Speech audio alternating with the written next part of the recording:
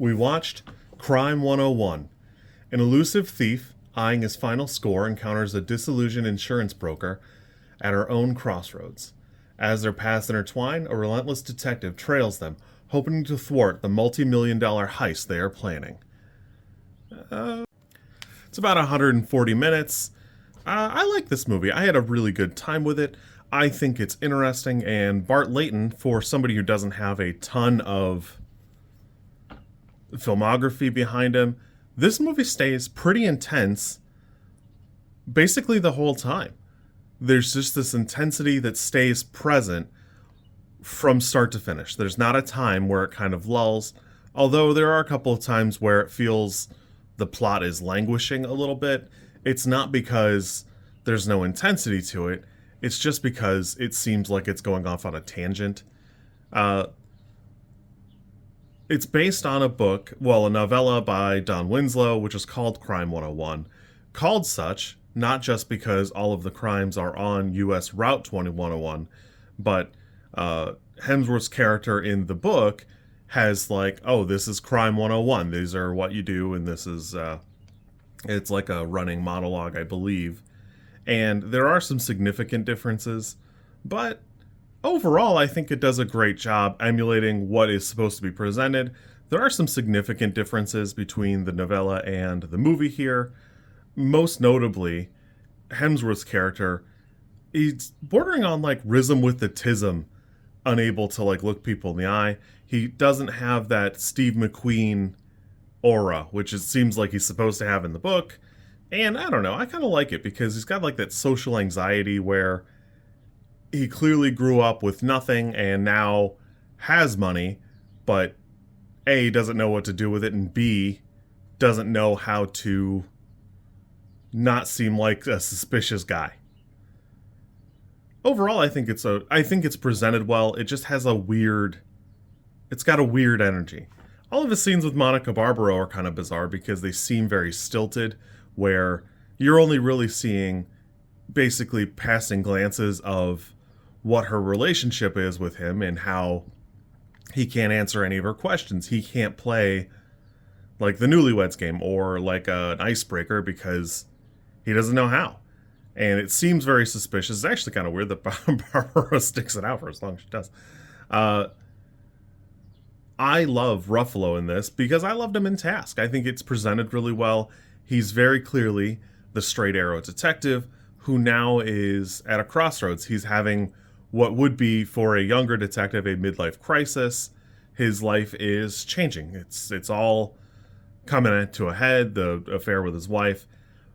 It is admittedly, my understanding, a little more present in the novella where, again, you're kind of seeing things almost in snippets. It's important that Ruffalo is having this crisis of faith in his career, in his relationships, and his life is turning upside down, where, I don't know, you can read it both ways. It's almost like the movie could be either 30 minutes longer and be a 3-hour excellent movie, or be 20 minutes shorter and be just a little bit less good, but a little tighter, I guess. I think Keoghan does a great job here as an erratic thief. Barbaro does good. She just doesn't seem like she has chemistry with Hemsworth, but I think it's that rhythm with the tism energy here. I think Halle Berry does a great job here, although a couple of times people comment on her age, and I don't know, it's kind of like baby girl syndrome. It's hard to really comment on how old that person is when they're that hot. Also, Halle Berry doesn't look 53. I don't think she's 53. I would have to look, but I'm guessing she ain't. The movie does seem like it's been kind of, I don't know, people keep comparing it to Heat and then they come away disappointed, but I don't know that that's really fair because it's not Heat. A lot of things aren't Heat.